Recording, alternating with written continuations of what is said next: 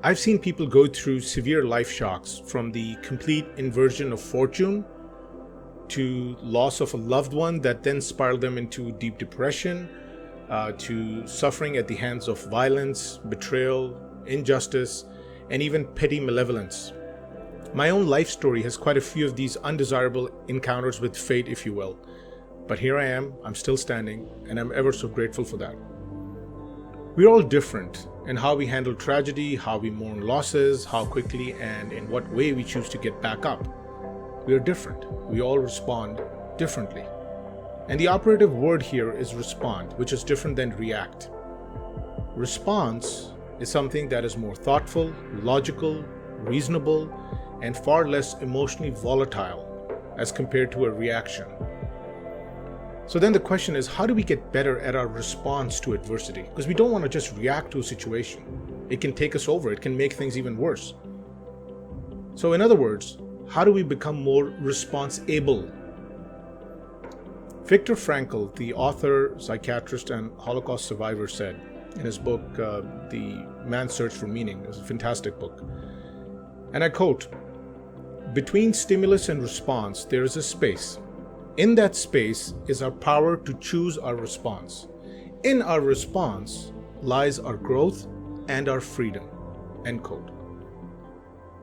Based on my experiences, I found that there are really two high-level ways to better choose our response or boost our responsibility. And the first one is developing forethought. So everything we do in life, obviously it carries risk. And a reasonable level of planning and forethought, at the very least, highlights those risks in advance. Maybe we're able to successfully mitigate those risks, maybe we're not. We're humans, we don't control everything. But just having awareness of what could go wrong and being practical about it, right? It's not being delusional, but actually thinking through objectively. If we have that awareness, we will likely suffer fewer emotional and mental shocks when things do go south, when things don't go our way. So no matter what the situation you're in, always objectively think through the practical consequences of interactions with others. Whether it's, say, you're in an intimate relationship or you are in a business partnership, whatever the case may be, you've got to be objective. And you also have to be accepting. Let's say if you're a certain age, accept the impact of aging.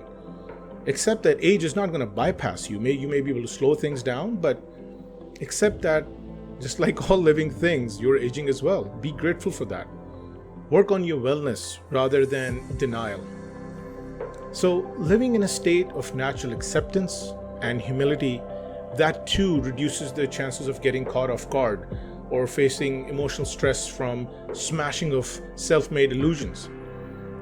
So I think having this ability to think things through, having a comprehensive sense of the likelihood of things that could happen is very important. Now, going to the second factor, I would say, or the second way we can actually boost our responsibility, that's by developing perspective. Now, when adversity strikes, we have to learn to take a step or maybe even 2 steps back from the situation. Just take a deep breath and look at the situation again with a bit more context and a bit more perspective. Some people even, they find actually irony and humor if they're in a tough spot. This is how they cope with adversity. And that's fine, to each their own. Because, if you're too deep into a situation, or let's say we're too close to the fire, we can get burned sometimes. And talking about fire, this is a good segue. Let me share a story about one legendary figure and how he proved his degree of responsibility, why he deserves to be one of the legends. So over 100 years ago, I think it was 1914, the famous inventor and businessman Thomas Edison, he found out in the middle of the night that his factory, because he had a massive factory, it was caught up in flames. There was some unexpected explosion that took place. The whole factory was on fire. It was total chaos, total panic. And at that time, Edison was closer to 70 years of age. And imagine all his decades of hard work and precious research, all of that made him Edison, the name that we know today, it was all burning to the ground in front of his very own eyes. How do you think the average person would have responded? What responsibility would one exhibit in such a situation?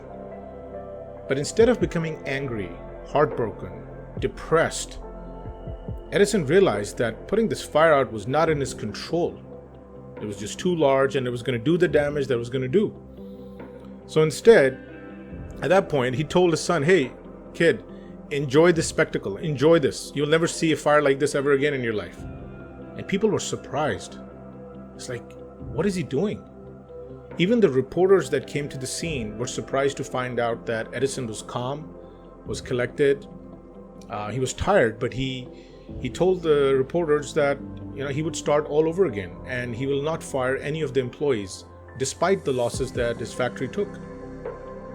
If anything, Edison went back to work within days. And in a year's time, this was really surprising to me. In 1 year's time, he was able to recover more than 10 times the losses he suffered from the fire. It's unbelievable. Just remember, none of us will likely live a crisis-free life. I don't know anybody who has. I haven't. I don't expect anybody else to. So don't waste your time or don't put your energies into living a total risk-free life, or I would call it a joy-free life. If you don't take any risks, what's the fun in that? So instead, work towards strengthening your response to situation so that no matter what comes your way, today, tomorrow, 10 years from now, 20 years from now, whatever the case may be, you don't control it. Whatever comes your way, have what they call a 3 a.m. mindset. This is when at 3 in the morning, people just wake you up and something happens out of the blue. It's totally unexpected, but you still can handle it. And you handle it with courage. And this courage is something we all need to tap into, not just to survive, but thrive despite life's challenges. Napoleon Hill once said, and I quote, "The strongest oak tree of the forest is not the one that is protected from the storm and hidden from the sun. It's the one that stands in the open, where it is compelled to struggle for its existence against the winds and rains and the scorching sun." End quote.